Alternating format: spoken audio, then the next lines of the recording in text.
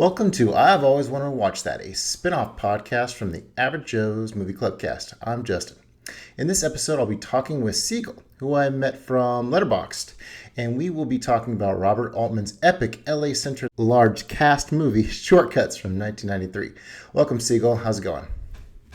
Hey, how are you? I'm very excited that you invited me on here. This is it's gonna be fun. Thanks so much for accepting. Now, you're like one of the highest rated folks on Letterboxd there. What would you credit your success to? I got really lucky. People ask me like what happened. I don't know. I think the length of my reviews, just the way I don't know, it's easy to read. I also started at a time when it was really during quarantine and everyone was just getting there, so Okay. there was a lot of people excited to be there. So reviews at that time I think got attention, and I don't know. I was just very active, and people reciprocated, and then it went on. I really don't know, Cool. but it's nice. And I think I first became friends with you when you were the little green boxes. That was like your original one, and then you went over to Amadeus. Wow, yeah, one of the real OG followers here. Wow, yeah, I followed you back immediately. Very cool, very cool. All right, so what would you say? Tell me about a little bit about your movie taste. What's you as a movie lover in a nutshell? I like movies, a lot of types of movies. I love animation as an art form. I love horror movies, slashers, or more artsy type. I love. I mean, Paul Thomas Anderson is my favorite director, so I guess whatever that derives in your mind about what I like. Yeah, I just love so much, so many different things. Depending on my mood, really, is what I'll go for. Something slow, something fast, something funny, something sad, something scary. Depending on the day, depending on the mood. Yeah. All right, let's get into the movie blitz. Let's find out all about Siegel's tastes. So, what would you say your favorite movie genre would be? No, you said you kind of like it all, but if you had to nail down a favorite, what would it be? I guess I'd have to end up going drama. At the end of the day, that tends to dominate my favorites. Yeah, Tends to be the most depth at the end of the day. And cinema, you could say, is more. It's at its best when it's at its most empathetic. So I think drama tends to be ultimately what I praise the highest, the most often. gotcha. I'm there with you. First movie in the theater you can recall? I actually have never gone till I was 19 years old, and the movie that I saw was The Greatest Showman.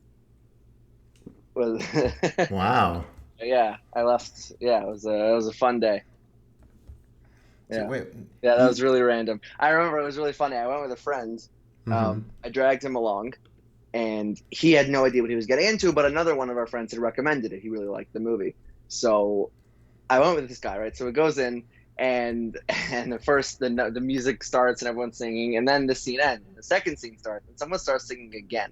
And he turns to me, he's like, "Is this a musical?" And he was gone. He was not happy at all. He ended up getting into it, but it was that was great. That was a good time. So you said your first movie in the theater was when you were 19? Yeah, yeah, yeah. What's the story behind that? I don't know. I never grew up in a movie environment like that. And then when I went off to college, all the way down in Florida from Mm-hmm. up here in New York, I sort of started, exploring different things that I'd never been exposed to, and I got very into movies. And here Okay. we are. Yeah. Where'd you go to school? I went down to a Jewish school, yeshiva down in Florida. Okay. You have a favorite action movie? A favorite action movie? I do. I have so many. I love action. I want to say just because the first one that pops to mind, but maybe don't hold me to this because I'm sure there's many others that I would maybe put it here. But I want to say John Wick 3. Oh, okay. Yeah, All that's right. a good movie. Most beautiful film you've ever seen? Great question. I'm gonna go with The Master. Okay. I find Very every cool. shot of that movie just be entrancing, just totally hypnotizing. Just a beautiful, beautiful film. Oh, What about absolutely. Especially that shot where he's like laying on like the top of the boat, and you get yeah, the downward shot, and you see the yeah, water no, behind him. Yeah. yeah. What about you? What do you love? What movies just pops to you? Whenever I think beautiful, Malik definitely comes to mind. So like, man, the A New World, Days of Heaven, and Thin Red Line. That's some good stuff right there. Yeah. His movies have a whole interesting thing where it's not just a visually like beautiful thing. The audio feels almost sort of ethereal. Everything comes together in this sort of like otherworldly cinematic Mm-hmm. experience. It's very cool. I'm not actually a huge fan. I haven't seen much of his. I Mm-hmm. love the Red Line, but I've only seen a couple of his movies. Yeah, it took me a while to come around. Like I saw Thin Red Line like back when I was in high school, like when Saving Private Ryan was out. So I was thinking it was going to be more of that kind of thing, but no, I know it Yeah. was not. And then when I picked him back up, I went into Tree of Life, and I've seen Tree of Life twice now, the theatrical cut and the long cut, and I like it, but it's it's pretty pretentious. So, uh, I've seen that. I've seen Days of Heaven. I've no, seen, great one. what's his first movie? Oh, Badlands. Uh, Badlands. I've seen that. I like both of those, but I found them both maybe not pretentious is the word, but I found them to be distant emotionally, as visually and as auditorily or whatever that word is, just breathtaking it was. I never really got invested. But anyway, Okay, now we're talking. I can see that. Yeah, A must with Malik films is you have to have those subtitles on because they'll be yeah, muttering something and you'll be not a clue yeah. what they're saying. All right, movie you don't get all the hype around. Huh. Um, movie I don't get all the hype around. Does it count if it's like super recent? And I don't know Sure. if Tick Tick Boom. Everyone's going crazy over this thing, Okay. and I to be. I thought the ambition was there. Very interesting from like a creative, the frustration of creating and not being recognized and all that.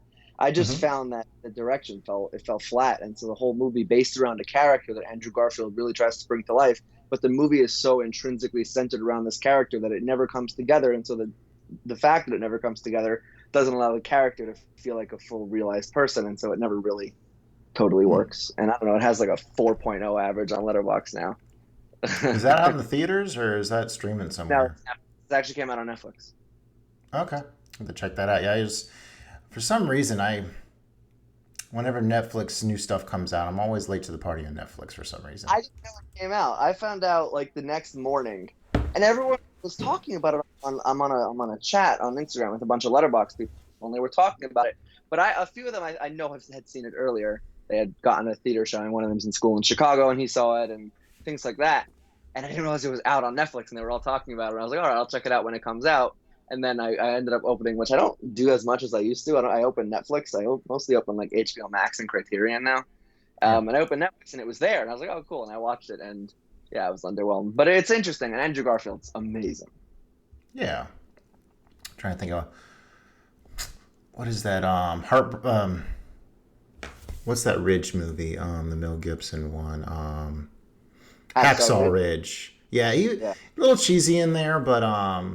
that's one I of think the this performances that stick out in my mind.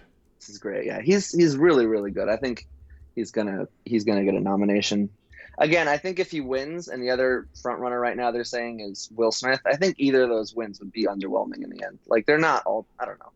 But anyway, I'm not that into the Oscars. I just end up getting all swept up in it. Well, before the nominations come out. Once the nominations come out, I stop caring.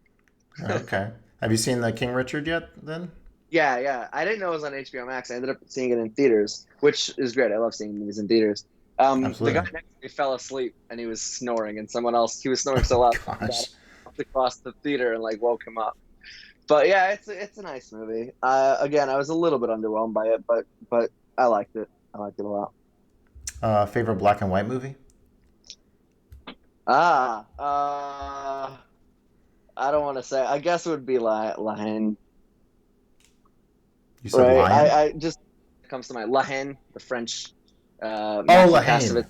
Okay. Yeah, and I don't know how to pronounce it. Um, Gotcha. yeah, Yeah, that's a I great don't want one. to say just the cinematography in that movie, just the camera work, even let alone just the visuals, but how the camera moves is so cool. Yeah, the style There's a and lot. the story. I want to also say maybe like James Whale's movies from the 30s, The Old Dark House, The Bride of Frankenstein, Frankenstein. Those movies Okay, are also fantastic. right on. Um, yeah, All and right. Sunset Boulevard, I guess, would be up there. That counts. That's black and white. Yep, Uh, Billy Wilder. Also, Jack Lemmon, uh, and he's in Shortcuts, which is today's movie, which is cool. Is Jack Lemmon Is he in Sunset in Boulevard? I Sunset? just assume he's in every Billy Wilder movie. I don't know. I know he's definitely in Some Like It Hot, which is Yeah, fantastic. he's in All right, the apartment. So.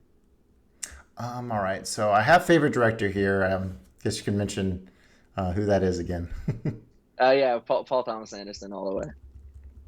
Favorite PTA film is it The Master?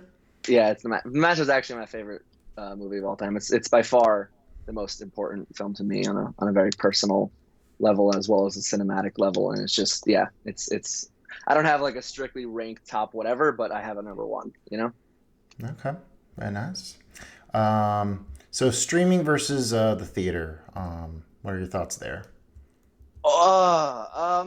I think it's less black and white than people love to make it out to be and be like theaters are dying if people see movies at home and everyone's like oh Mm-hmm. no but I think that having options we've seen recently especially with recent movies like Venom that did so well unexpectedly Mm-hmm. and even movies that have been premiering on HBO Max like Dune people are seeing them people are they're making a lot of money and I don't think it's a bad thing for example for like families to have that option or even someone who just doesn't feel like going out or wants to watch a movie. I don't think it's crazy. I don't think it's going away. The same day premiere on streaming is ever going to go away. I think that's a new reality because there are so many up and coming streaming services. Just these tiny little things, Peacock and it's just everything that you've never heard of or that you've heard of but you don't have, and they all want incentive. They all want people to get them, and so I think Mm-hmm. forever going to be movies premiering on some streaming service somewhere the same day for the most part for most movies going forward. And I don't know that that's necessarily a bad thing. I think that's just evolution of Yep. how things work. But Oh, I'll always prefer the theater, even for a bad movie. I'll go to the theater for a movie I don't necessarily even want to see just because I love watching movies in the theater. all right on. Comedy versus horror. That's a good one. I think I love, first of all, a horror comedy. I think those are really fun and often a go-to for me on a just I just love them. I've seen so many of them. I You have a think favorite one? a favorite horror comedy, probably the Shaun of the Dead count. Yeah. Yeah, I would say Yeah. so. Okay, it feels like a cheap out because it's so popular. But yeah, it's fantastic. I guess if Hot Fuzz counts, because I'd argue it's more of a horror film than an action film till the end. I don't, Okay. um, Interesting. but if we're going more classic horror comedy, um, what's it called? Oh man, I'm blanking out on the name. There's this really dumb movie that like is amazing because it's so dumb. They left it's like it's got a ton of stupid like practical gore. They left the strings in the shots type. Like you can see plastic hands on the floor. There's something so endearing about how dumb it is and how fully just insane it is. I'm trying to remember what it's called. Is it like an old B movie or? No, it's not that old. Okay. It's not like super new. It's Dolph Lundgren. Um, Huh. I don't even know. I haven't seen any of his other movies, which is I don't know why I even watched this one. I'm blanking out of the name. It's a crazy movie. Don't Kill It. That's what it's called. Don't Hmm. Kill It. It's not a movie I ever would have seen, and I don't know why I saw it. And it's the craziest thing ever. It's amazing. Sweet. All right. How about a worst movie for you? My least favorite movie is is M. Night Shyamalan's 2002 film Signs. Oh. I hate this movie with a burning passion. Not Like into the what is it? The aliens that can get killed by water is what it is. no, I don't have a problem with any of the specific plot minutia. I Uh-huh. really don't like Shyamalan's view on. He has a very shallow view on faith and on the effects of religion and the draw to religion, and the whole film is just a really weak sort of affirmation of I don't know. I find it very, very frustrating and very shallow in a way that is so pretentious because it thinks it's doing something and it does very little in a way that is so, I don't know. I really don't like it. I'll have to get back to that Well, one. I don't think I've seen it since the theater, so. I have been perhaps reconsidering a little bit. Um, but I'm not a fan of that movie at all. It's Is I there, I'll go ahead. No, I'm good. I'm done. All right. A movie that defined your childhood? Yeah. Um, The Incredibles. The two movies. The Incredibles and Despicable Me Okay. dominated my entire childhood. Yeah. Those were Sweet. those were fun. Do you have a favorite So hero in opposite. cinema? What? Do I have a hero in cinema? Or Um, a favorite hero, favorite protagonist? is it cheap to say Freddie Quell from The Master if I already said The Master? Let's go It's Barry not. from Punch Drunk Love. Barry Egan, especially because you said hero, and there's a famous theory that he's Superman. Yep. You know that theory? Oh, that's fun. I Yeah, I've love it. heard that. It's pretty crazy. All right. Movie you've seen the most? Um, La La Land, I think. Okay. Yeah, maybe La La Land. I've seen it. It could be Bad Times at the El Royale. I saw it a lot of times this year. It might be Bad Times at the El Royale now. Both in the double digits, which is the only two movies that I've done that with. You seen Umbrellas of Cherbourg yet? I have seen it, yeah. And Very cool. embarrassingly, really embarrassingly, looking back in retrospect, my entire review for that movie is comparing it to La La Land Yeah. favorably, Not hard which to I do. mean, fair, but it just seems like a very, I don't know. Yeah, but I was very, very obsessed with La La Land when I watched that movie, so it was all I could think about. All right, moving right along. Favorite actor and actress? Of all time or working today?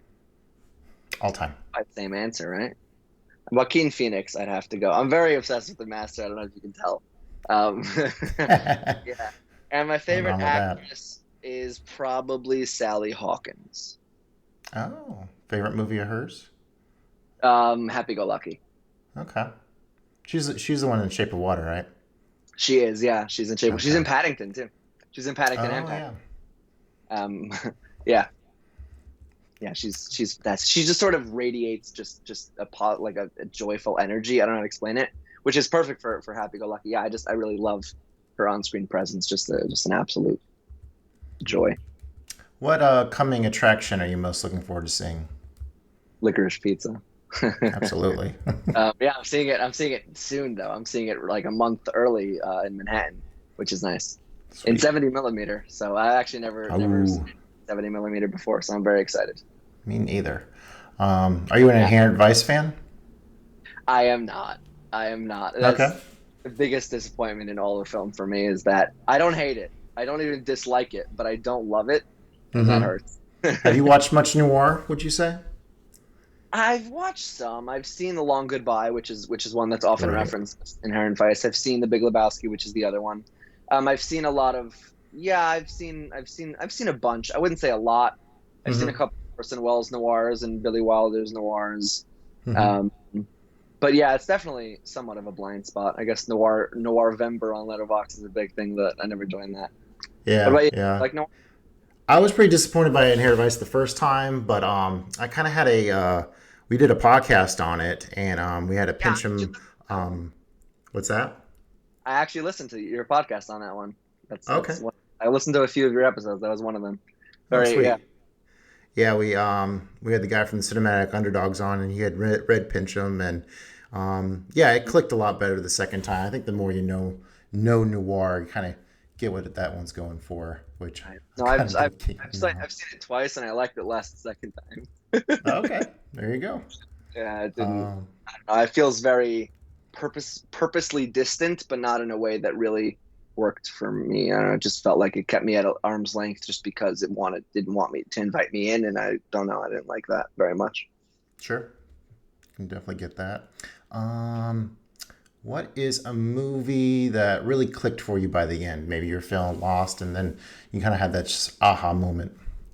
It's a great question. There's a lot like that actually, but none that are coming to mind like this moment. Maybe Rocky, which I just watched, which I had a very interesting take on the whole movie until the end when I was surprised. I don't know if I could. Can I spoil Rocky? Has everyone seen it? I just saw it for the first time yesterday, but everyone's seen Go it, for right? it. Yeah. I fully.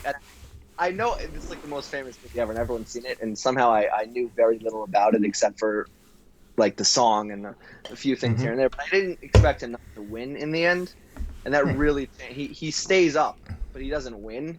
Yeah. He It's a doesn't come draw. out on top so much as he comes out on top for himself, and I that to me really changed a lot of what the movie was doing, and really solidified really more than changed. What the movie had really been attempting to do the whole time, and I really came together for me. I really loved it. I loved it the whole time, but it really, yeah, the ending really, um, yeah. Been far too long since I've seen it. I recently saw the recut of Rocky Four, and it's actually like a completely different movie now. Like Is there, especially the first like half hour, it actually gives some purpose to what Apollo's doing. So Mhm. have you seen it or just Rocky Four in general? I saw Rocky yesterday. I saw Rocky 2 today. I'm gonna watch all of them. When I Okay. watch Rocky, do you think I should watch the recut or I should watch the original? You gotta go with the original first, and Yeah, then just to see the get in. retread. Okay. All right. What's a movie that scares you? um. Do I want to be like existentially terrifying or just immediately just scared? Um, Existential sounds more fun. yeah, I think Charlie Kaufman tends to hit me where it hurts in Okay. general.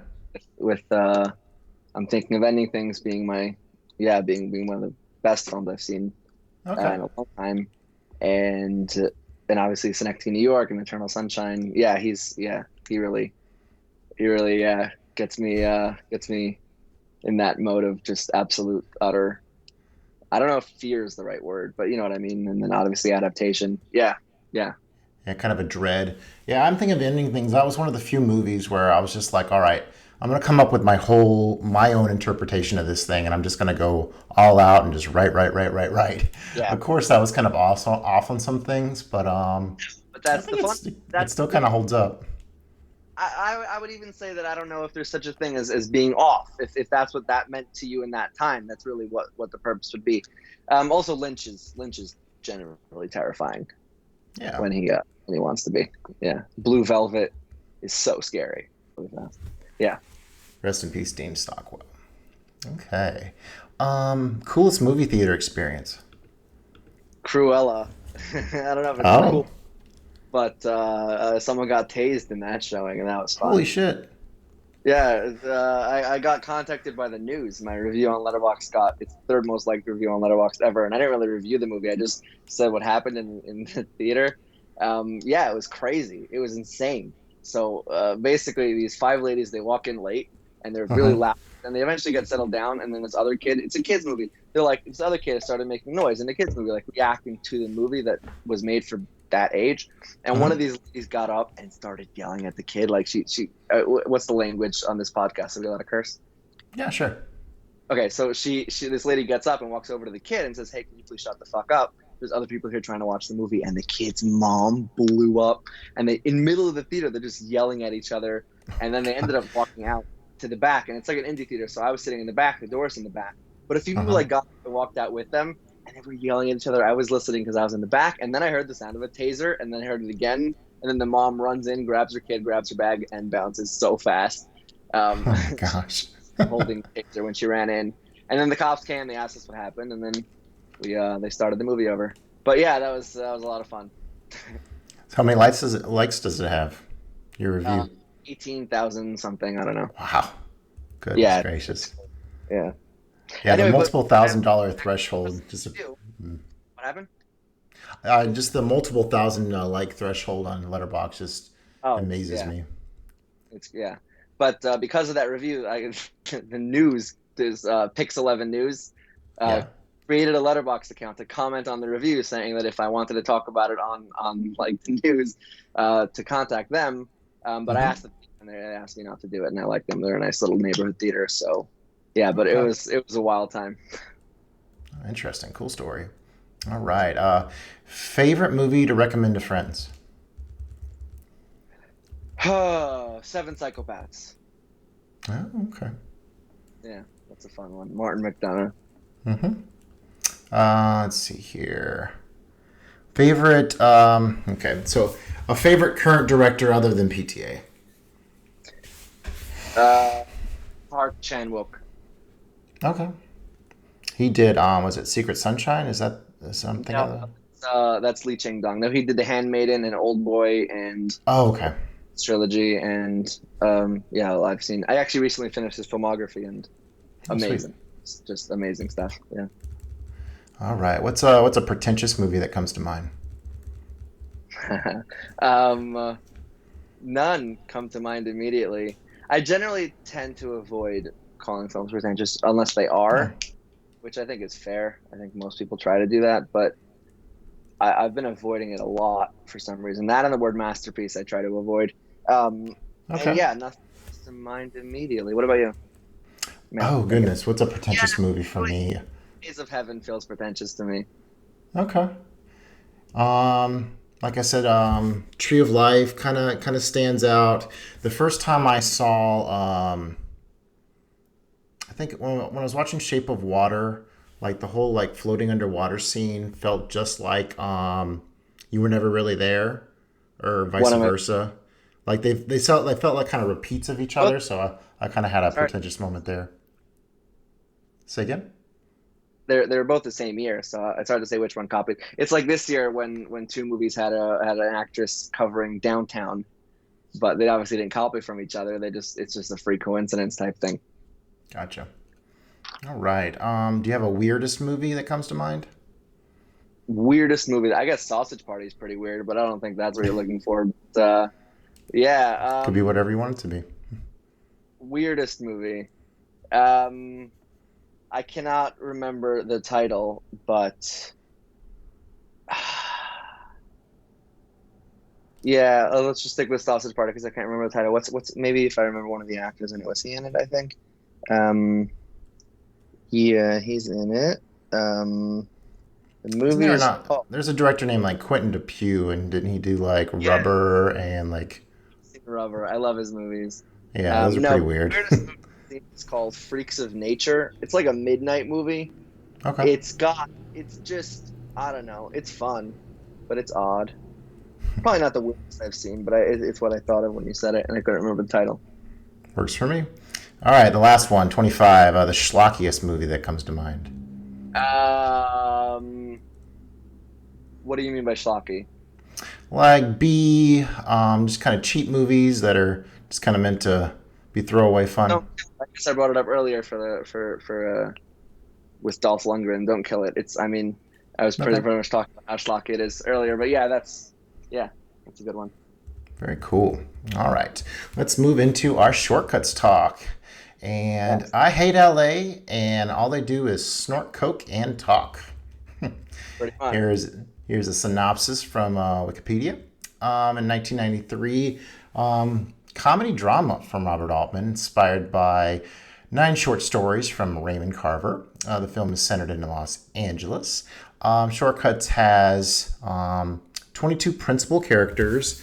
Let's see, ranging from Matthew Modine, Julianne Moore, Chris Penn. You got Robert Downey Jr. in there, Jennifer Jason Lee. Oh, the list goes on and on and on. We'll probably get more into those as we go through. Lily Tomlin, gotta bring her up. Let's see here. Loose connection points, the role of chance and luck in the center of film, stories of death and infidelity. So, the show's all about movies you've always wanted to check out, but just had never got around to it. So, what put Shortcuts on your radar? Shortcuts has been a movie that I have been wanting to get myself to watch for a very long time. And I have no problem with long movies once I start them. As soon as it starts, I am in. I can sit for the next 7 hours. But it is a deterrent before I start it to get myself to watch a long movie. Like it will take me a while to get into it. And it's been on my watch list so long. I mean, Altman, obviously PTA is my favorite director, so Altman is definitely up there for me. I'm a huge fan of The Players, one of my favorite films. I've seen like 8 or 9 of his stuff, and I'm a big fan. And yeah, I've never pushed myself to watch shortcuts, even though I knew I was going to love it. And so when you asked me to do a movie you always wanted to watch, yeah, this is what I wanted to do. Sweet, sweet. Yeah, the first Altman I'd watched was Nashville, and I wasn't all that crazy about it. I blame it on how long it is and that it's all about Mhm. country music, and I'm not really into that scene. So this was kind of the redemption film for me when it came to Altman. I think I saw The Player after this, and Three Women I Love, and I guess the one tech because Altman's really known for his overlapping dialogue, and you don't really get that here, which is interesting. Um, I we Go ahead. Yeah, no, I think we do kind of get it. I think it's used more like thoughtfully rather than just being overlapping. He Mm-hmm. uses that overlapping in a more in a sense to connect the stories rather than to distract from them in a way, because it is a film about Oh yeah. connection. Mm-hmm. You'll have like, I remember one of the scenes, I forget what the character's name is, but she was the nightclub singer, the lady, Mm-hmm. and that she was singing and it was going through that scene, and then it cuts to a different scene, but that scene is scoring the next scene. So you have that sort of Mm. background scoring the next scene, connecting them together in that way, which I thought was really cool. Speaking of long movies, you had brought up kind of an interesting thing. I think I want to expand on a little more. So you have a few. You had mentioned that you don't like to use the word pretentious. Do you have any more like movie criticism cliches that you're not into? I You hate the word said masterpiece. okay. I hate it. I think it's a dumb word. I think that it's meaningless in every sense. You can call something a masterpiece all you want, but if that's all you're doing, then it doesn't really say anything. And if you've explained thoroughly why you think it's a masterpiece, then it's just redundant to call it a masterpiece. I think it's just a lazy word that critics like to use. The other thing I really dislike, and it's worked. I've seen it work, but it's such a bad way to start a review or even have an review. But to say, what can I say about this film that hasn't been said before? Gosh. Don't like it or do. But like, if you're sharing your perspective, don't point out that you have nothing to say. No, Yeah, I don't know. I who think wants it's to read silly. that? Exactly. I felt the same way about that one. Boring really gets under my skin because, Yeah. I mean, if Yes. you were Yes. so bored by it, why do I want to listen to you be bored by it? Again, these words like that exactly are either explain what was boring. Boring is not a critique. You can say you're bored, Hmm. but that's Or not a it's real. dull, or it drags, or something with Right. some meaning to it. Right. Right. No, I mean, like, you can go to a film, you can watch it, and then you can say it's boring. But if you're expecting people to care what you have to say when you write it, and you're just using descriptive words without actually describing why and what you Hmm. mean, you're not really saying anything. Absolutely. All right, here's some fun facts about shortcuts before we get into more plot. So the film was shot over 10 weeks. Each storyline was filmed in weekly divisions. Um, all right, so for preparation for the phone sex stuff, Jennifer Jason Leigh actually read the transcripts of different phone sex calls, and I guess she recognized some film directors that she knew personally that had been caught on in some of those logs. And then Julianne Moore, whenever I guess Altman revealed that she'd be having to do the the one monologue pantsless, she intentionally did not shave to prove that the carpet matches the drapes. So that's definitely stands out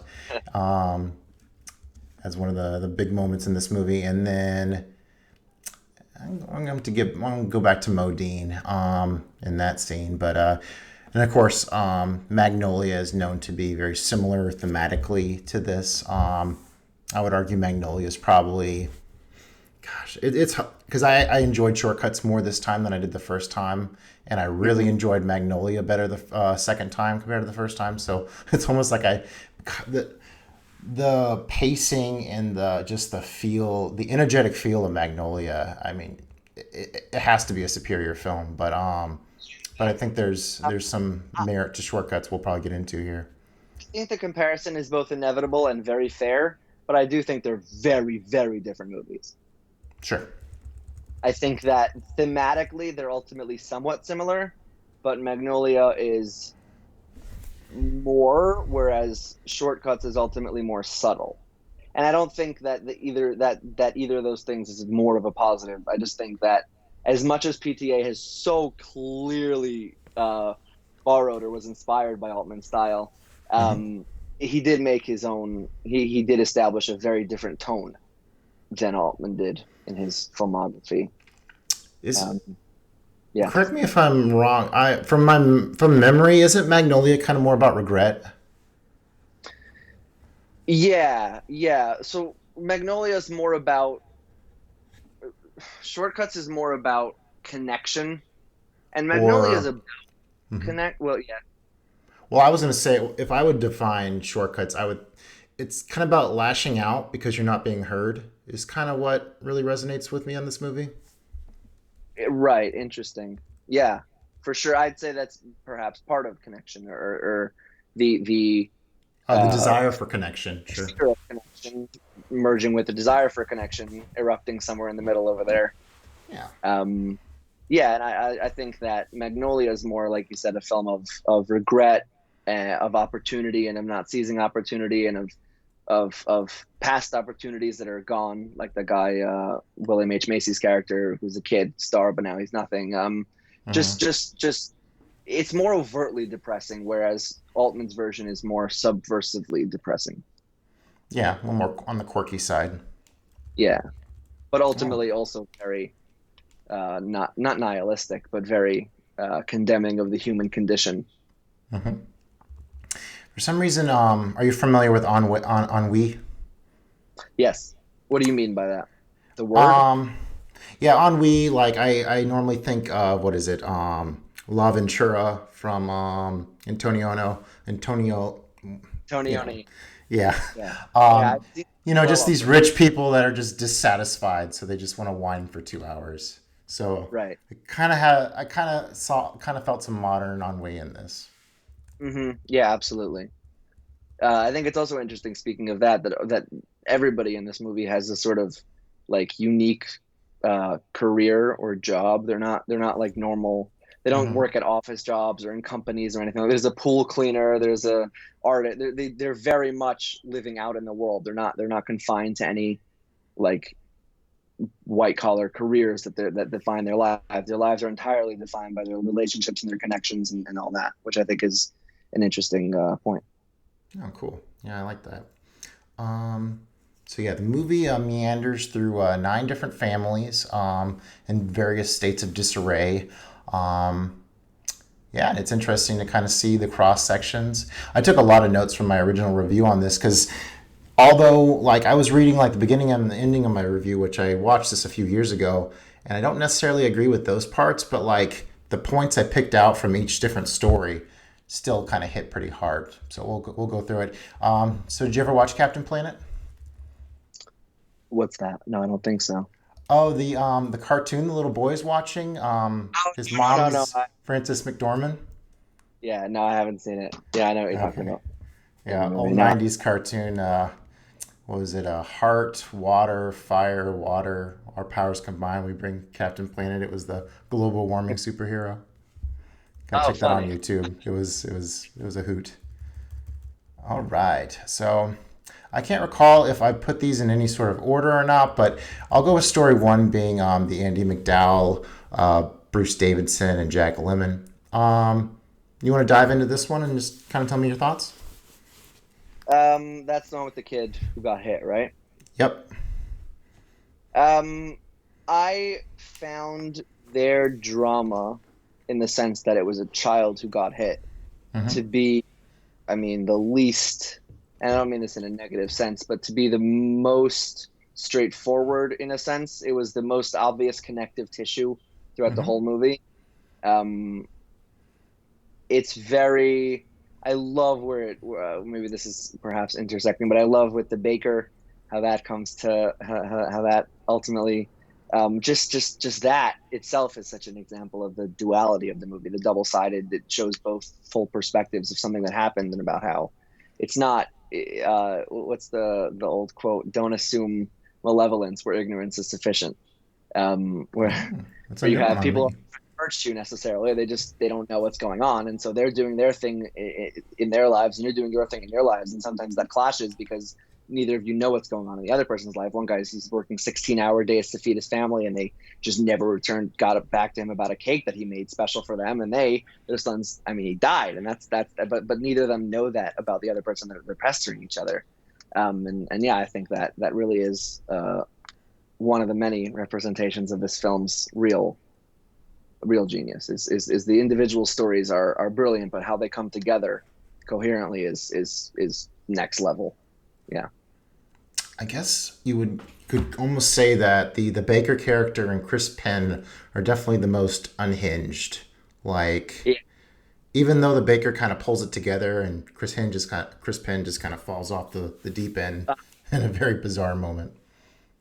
I think there's one character more unhinged. I'm trying to. What's the actor's name again? You talking about Tom Waits?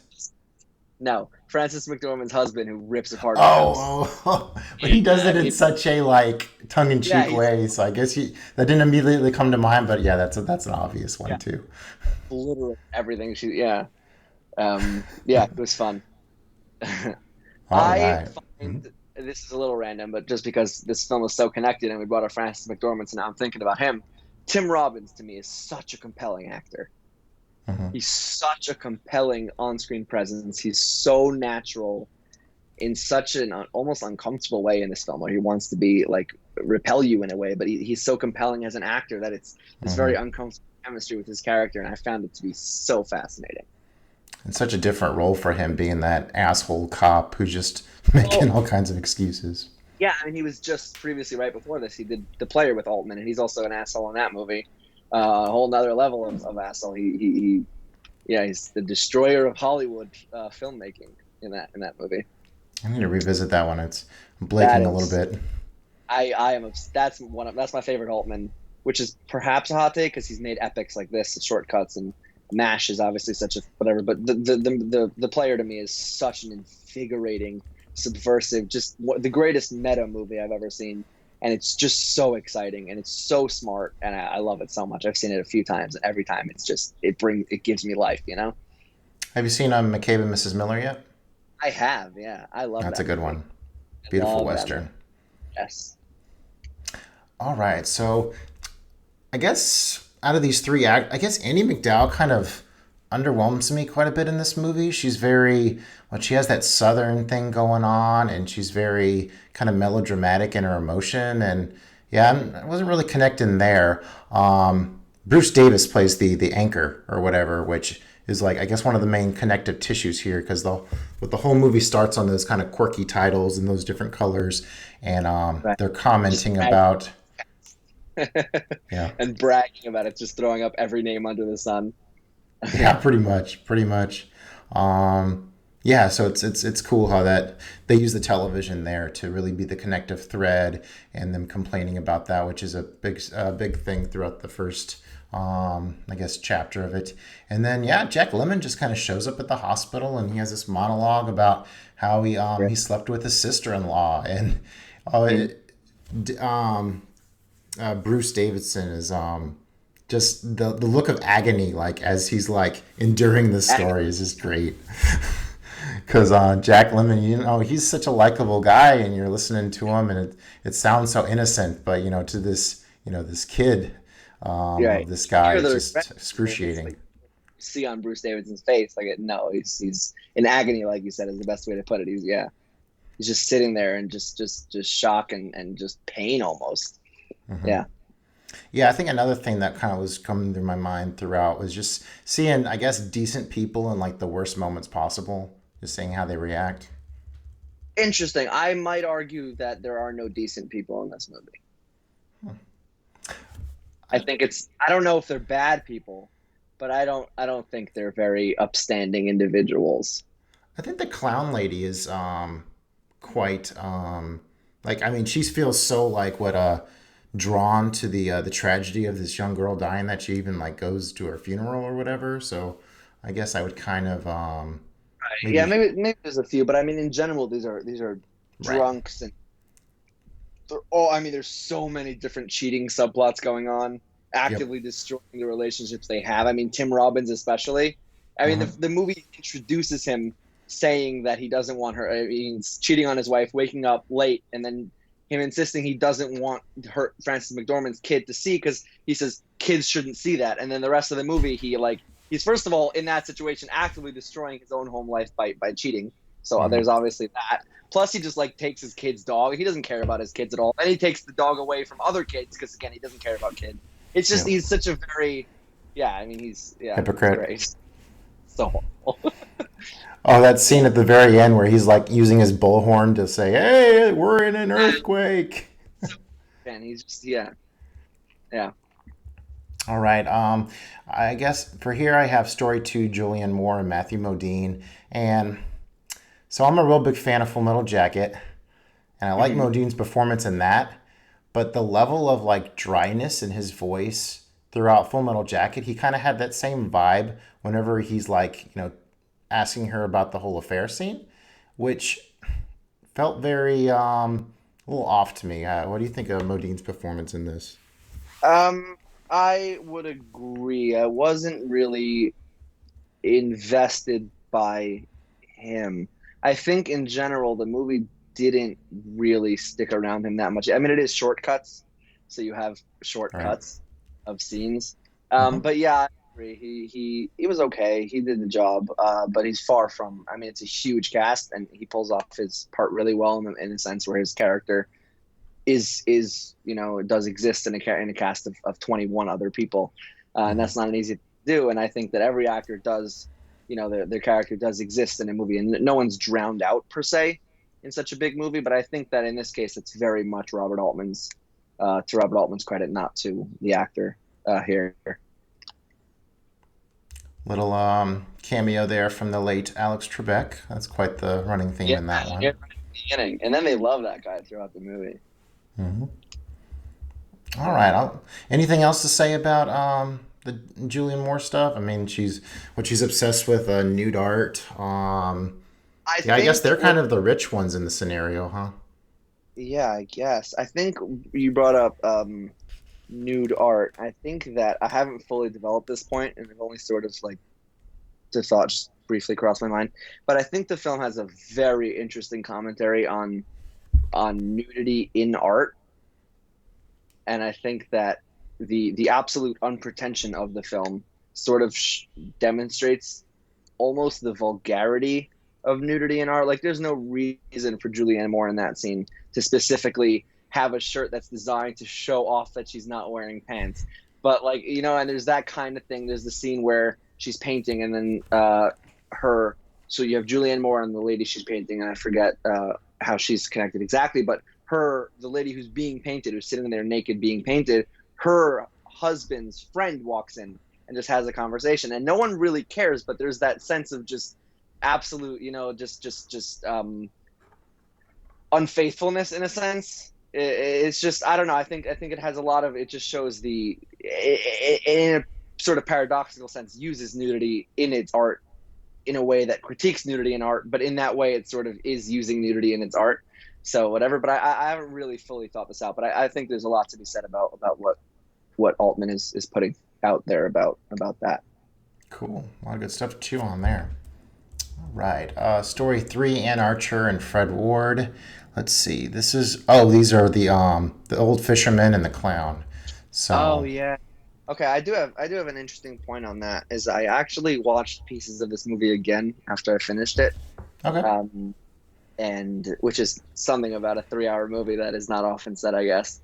But yeah. So what I noticed in that scene is they get off the boat. They're going fishing, right? And then one of them wants to. Then he finds a dead body, and they're talking about it. And then one of them is like, "No, we shouldn't get the body, right?" And they're sort of afraid about the protocol of it all and what's going to happen to them. And this is a dead body. It's a serious situation, and it sort of makes sense. Like, yeah, you shouldn't. What's going to happen? And then the camera sort of zooms in slowly to the dead body and then freezes, and you hear them still not freezes, but like remains on the body, and you still hear them talking in the background, their logical reasons not to do it, and the camera's just staying there, like sort of judging them, like, yeah, we get it, it makes sense what you're saying, but there's a dead body here, it's a human thing, and it doesn't really matter about all these things that, yeah, sort of shot, sure, fine, they're not unsensible, but it's totally drowned out by the what the situation really is, and you're not thinking straight here at all, even though it seems to make sense from a logical standpoint. And I thought that was a fascinating. But I think what's interesting there is that the film there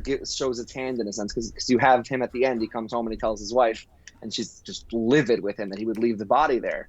And the first time watching it, I was like, yeah, that's of course that makes sense to be that that's a horrible thing to do. But now seeing that scene again, I saw that even at the time, the film tipped its hand there that it's not what he should have been doing there. So yeah. Yeah, that brings up a good point. I really like kind of the roaming camera, like we kind of follow people throughout a Yeah. scene, and that's really done really well. All Yeah. right. Yeah, he's kind of got a kick out of the fact that he's unemployed. Hmm.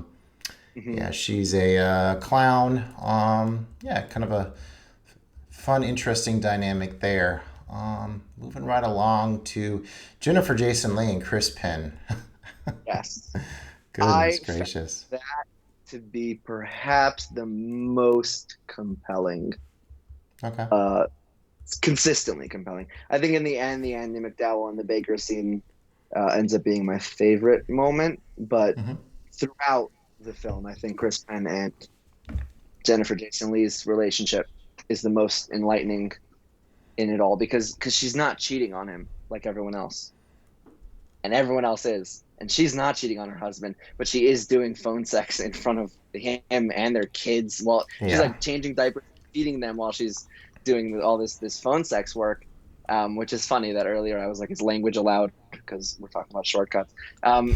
And yeah, you sort of again, I think this to me was the best example of what I was saying earlier about the double sided. You see both sides. You have her not intimately involved in these conversations at all. She's just good at her job and she Hmm. sounds convincing, right? But he can see her face, and obviously she's not. We can see she's not. She doesn't care at all. She's lazying around, but she sounds convincing to the people on the phone. And Yep. he sees that, right? And he gets jealous that she seems so involved, so invested in these, you know, fugazi, whatever relationships. Hmm. And he gets jealous, and there comes to a scene where he asks her, "Why don't you talk to me like that?" And it's so heartbreaking because you see how much he's hurting from that, and she's not cheating on him, but it does feel like she is, and she is being asked to be fake with her husband. It's literally what he's asking her to do because we saw this whole time that's all it was for her. And so you have this him sitting there, her sitting there, and he's like wrestling with this fact that his wife seems so free from more sexually open with other men than with him, and yet she's like, no, that's just fake. And you have this inherent just struggle that can't really be resolved in that at all. And it's so hard. It hurts a little bit. Yeah, the more I'm thinking about this, I'm probably thinking that maybe the Chris Penn character is very emasculated. So Mhm. he has this pool cleaning business. So she's probably making more money than him. So she's doing this for them, for the kids. And then there's Right. that real pivotal scene where she almost accepts to, go down on the guy in the back of the club or whatever for a payout. And he's like, no, absolutely not. But, you see a look on her face is, that was good money that we just passed up. So she's Right. doing it all for them. But at the same time, yeah, he feels like totally insignificant in the matter with him like being repressed sexually and financially through this whole Right. situation. Right. She's so totally dispassionate, but he sees or hears or witnesses what he Wants to thinks is, the fantasy. yeah, exactly right. He witnesses the fantasy she's giving other guys, and the fact that it's not a fantasy for her or even necessarily enjoyable, and she's just doing it as a job, is what really makes that such a, yeah. Yeah, and then at the end, whenever what Robert Downey Jr. talks him into going and tracking down the bike girls, and she has a little Hmm. flirtation to him, and he just snaps and clocks her on the head with a rock. It's pretty Yeah, bizarre. I'm that's not really sure yeah. how to describe it. Right, yeah, he just there's no but again, what's interesting is there's not quite an excuse for his behavior, right? It's he killed someone out of absolute frustration, which is not, you can't really, but you do feel the frustration. You understand the frustration See it where in he's his coming from, face. why he would snap. And that doesn't quite excuse the behavior, but it does sort of give us an insight into this human condition again that Altman is really exploring. Yeah, and that final like peak of lashing out is what triggers the earthquake, which is the great Right. equalizer. Yeah, which I found to be underwhelming, perhaps because I've seen Magnolia, and Magnolia has frogs, and an earthquake is not frogs. So I Yeah, was like, frogs is all right, pretty wild. but it's not the most uniting experience ever. Like this is not an anomaly that's never happened before and brings the entire community together under a human. Like I don't know, I could, I guess, but as I'm saying it, I guess it sounds more likely, and I'm convincing myself. But I do find that the frogs to be more of the absolute absurdity of the frogs. I think also would have fit with Altman's vision. Something just bigger, something crazier, something more absurd. Because it's considered a plague, right? Hmm. The The frogs frogs in Magnolia. falling the sky Yeah, is considered a about that. biblical plague. Yeah, it's the second of the 10 plagues in Egypt. The Yeah. funniest thing is that when he finished the script for Magnolia, Paul Thomas Anderson sent it to someone, and the guy was like, "Oh, you're doing the Bible thing." He's like, "What? What are you talking about?" And he's like, "Yeah, the frog's falling. It's directly in." And he like gave him the verse, and he was like, "What?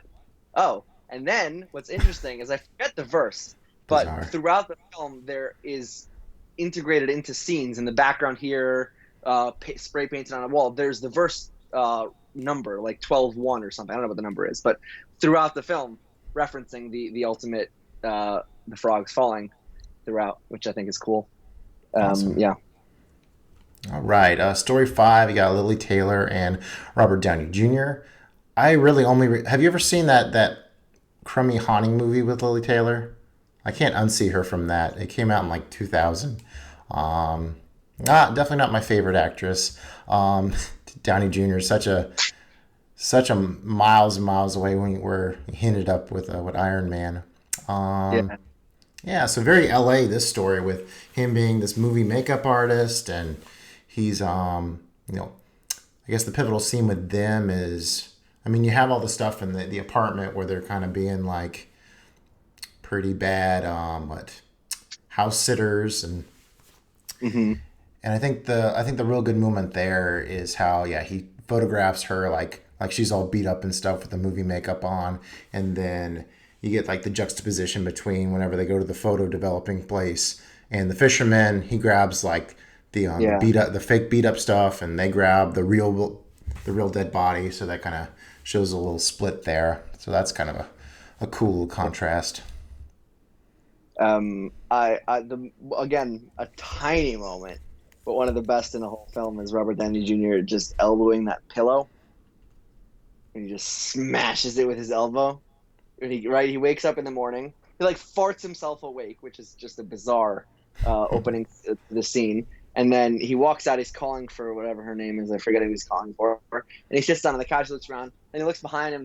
There's a pillow with like a person's face on the pillow, and he looks at it. And it's like I don't know what the pillow is exactly. And he smashes his elbow really into it, like really violently. And it's a pillow on a couch, like whatever. But I don't know what it is about the scene that is so arresting.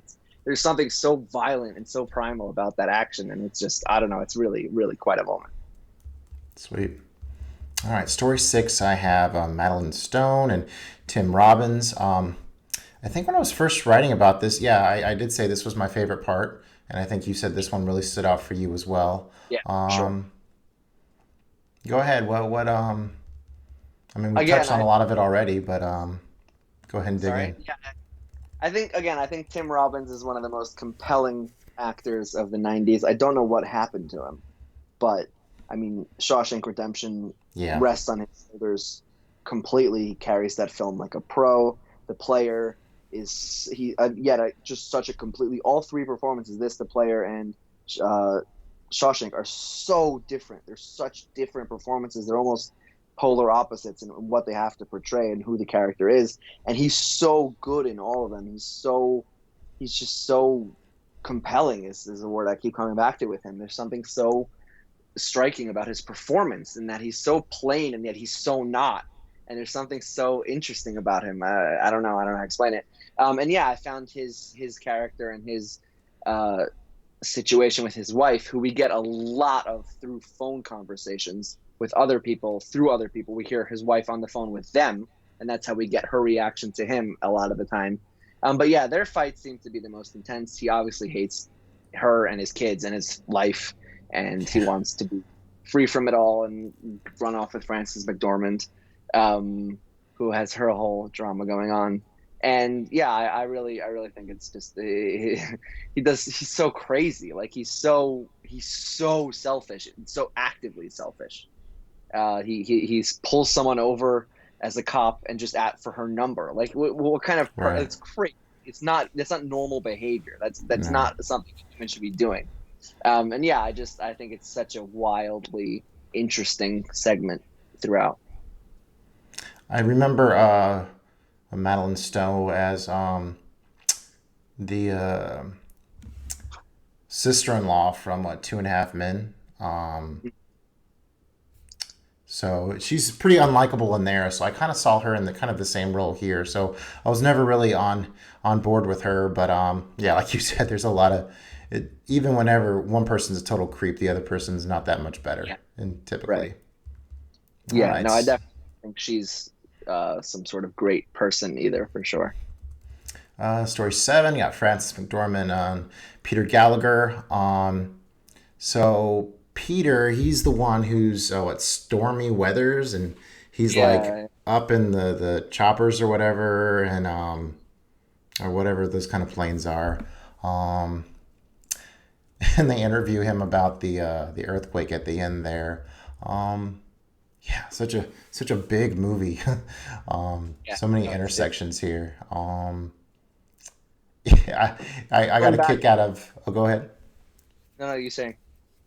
Um, how so the one guy, he goes nuts and he cuts apart everything.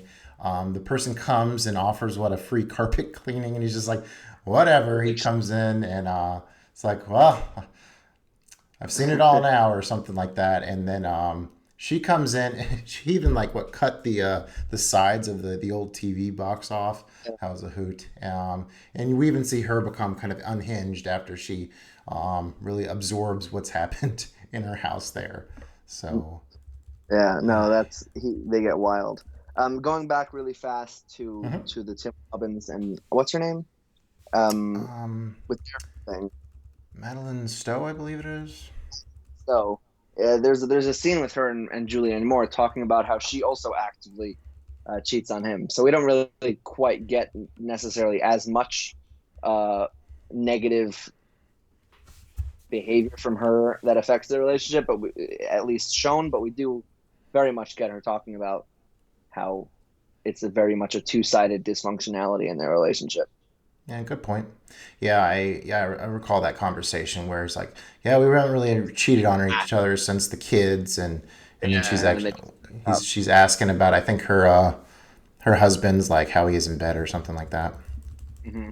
Yeah, right. And he's like, she's yeah. And then they basically like, yeah, I haven't cheated since the kids, and they both just laugh like, of course not. Yeah. All right, story 8. You got Lily Tomlin and Tom Waits. These are kind of old schoolers in the Altman Yeah. canon. Lily Tomlin, I guess, famous from Nashville, as the waitress. So that, yeah, they're kind of the old soul entities here. Jack Lemmon, Yeah. of course, but not part of Oh yeah, Altman. Just true. Yeah, good point um, there. yeah. What's interesting about them is Hmm. that they are the ones who cause so many other characters to connect, even though they never get involved in any of those connections. By hitting that kid, Yeah. so many other characters are brought together, and yet they always remain out of it. Which is, by the way, a hilarious scene that the kid won't let her take him to the hospital because Yeah, he I'm not can't supposed talk. to talk to strangers. Amazing, amazing. Are you kidding me? That's hilarious. But yeah, but then they end up because of that, she gets away with it, and so her actions do bring cause so many different ripple effects between so many different people that never otherwise would have intersected, but they aren't involved in that. They end up being starting it, but then being isolated from it and not even really aware of it. They're totally on the outside. Yeah, and they're kind of this on again, off again couple where, he's a drunk Right. limo driver, and that drives her crazy, but at the end of the day, they still love each other and they hook up. So yeah, pretty simplistic story with those two. And then I guess we saved one of the best for last, the Annie Ross and Lori Singer. Basically, what, the jazz singer mom who is all about just her talking and has no desire to hear anything what her daughter says or cares, as her daughter's probably sits there in depression and plays her. I guess she's playing the cello or whatever. So, what's that? Who plays her daughter?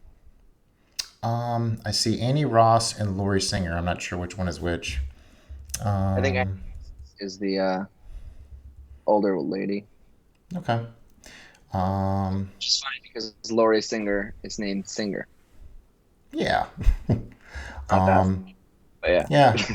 Yeah, I think you mentioned the scene earlier where, yeah, she's singing in the jazz club and that scores the other part. Pretty cool Yeah. detail there. Yeah, it really stood out to me how she's asking her daughter how she's doing, but at the same time not giving her any chance to speak or listening Yeah. whatsoever.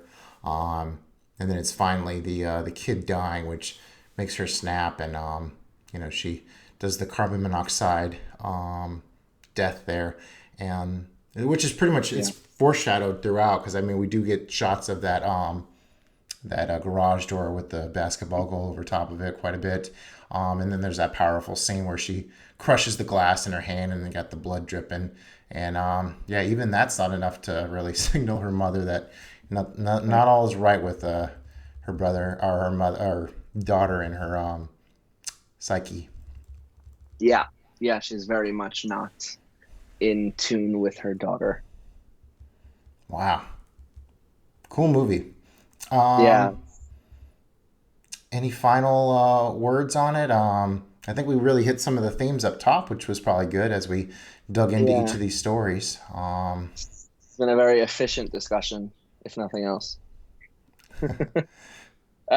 I think it's interesting that it really does not feel like 3 hours, and yet discussing it, it feels like it. How could it be less? How it should be like 3 hours isn't enough. Yeah, Like you watch it. What I do when I watch a movie is like I was saying earlier that it's a deterrent for me when it's long. But once I get into it, like I'm totally fine and totally lost in it. What I do when I start a movie is I get all ready. I quickly check my phone through Instagram, through Letterboxd, catch up on the grind, and then and then I get rid of it. I throw my phone across the room, I press play, and I throw the remote across the room. So I'm totally like I don't have a clock, I don't have anything, and like 2.5 hours into the movie, during the scene with Andy McDowell and Lyle Lovett, the baker, and um, I like was like, how much is left in this? Like, how much have I watched? I got up to go to the bathroom and I checked, and it was like a half an hour left. That's crazy. 2.5 hours into the movie, didn't feel a second of it. The editing is so smooth, and it's so huge, but it's so not big. And there's something so impressive about that yeah, to me I that feel I that. just can't quite wrap my head around. It's enormous, and yet it's so small. It's almost like unrelenting naturalism in a sense, or like just intimately huge or hugely intimate or something. Like I'm not sure how to. I just think it's so there's something so fascinating, so interesting, and it's just not been like even when what's his name? Even when Altman's like what's it called? Even when he offers only like very cold characters and not a very happy experience, his artistry is still something so enjoyable and so makes you happy, even though you're watching something so depressing. Yeah, I the think that's big really cool. like the bigness of the collective of all these small And just how parts, make up. smoothly and easily it fits together. Like you can tell this is a director who's been making level movies of this at this level or been capable of it for years, and he's like perfected it. And it might not be his best movie, but you feel the art, you feel the level of experience he has, and how easy, like not easy this is for him, but how seamless it is, how perfect he is at doing something at this level. Yeah, definitely one of the masters of the large cast, which is an art in itself. There's a Kurosawa movie called Dodiskiden, which when I I've watched actually, that, it has a very Nashville feel to it with how it goes between it's all about poverty in Japan, and yeah, I would recommend checking out Nashville and comparing it to Dodiskiden whenever you have a chance. And yeah, it's neat to see precursors to styles that would evolve later. cool. So I've seen Nashville a while ago. There's something you said at the beginning that was actually that caught my attention, and I forgot to bring it up. But you mentioned that you don't love Nashville, but you do love Shortcuts. yeah, And I'm wondering, is it really just the country music aspect to it? Is it just the fact that you appreciate the LA scene more than the Nashville scene? Is there something about the filmmaking itself or something about Nashville that you didn't enjoy besides for just the fundamental of what it was about that wasn't interesting to you? And is I there a like the reason that short? political aspect of Nashville for sure, or you have like that candidate going throughout the streets, blurting his message, and how that plays into the climax.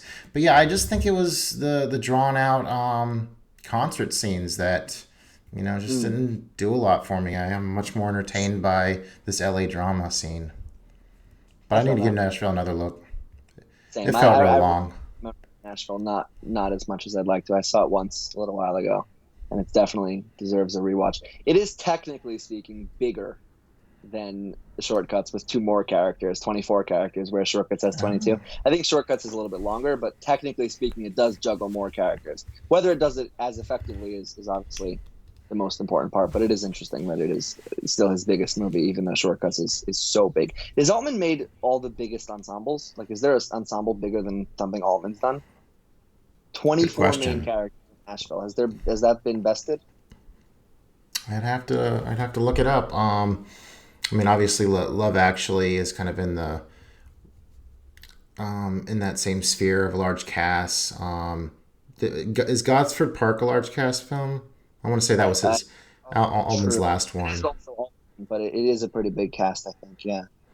Okay. Yeah, it's a neat little genre there. You don't put a lot of thought into it until you're really kind of in the middle of it, bouncing between all these characters. So, how would you rate this one?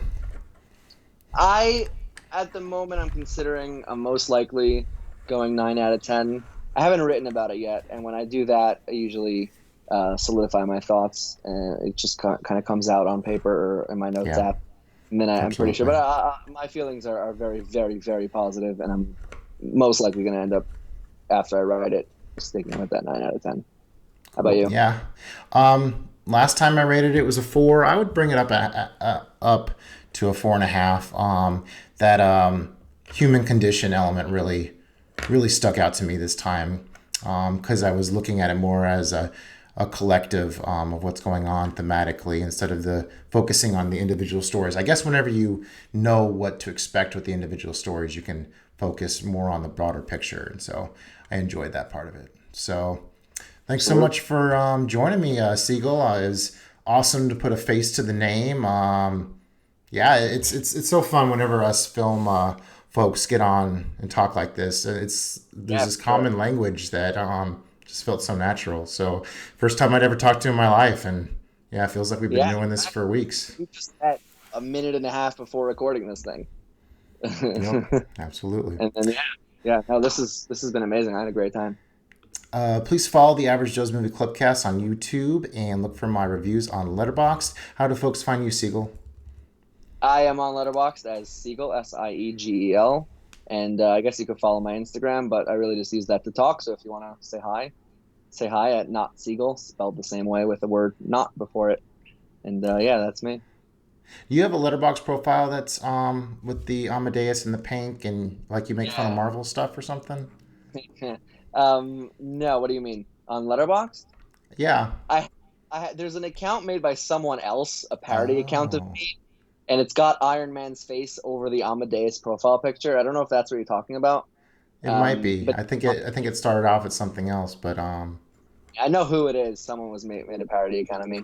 Not like a friend of mine, but someone who was very active on my reviews and decided to post the opposite of my takes as a parody account of me, which was a weird experience. But yeah, it was that's pretty flattering, I would suppose.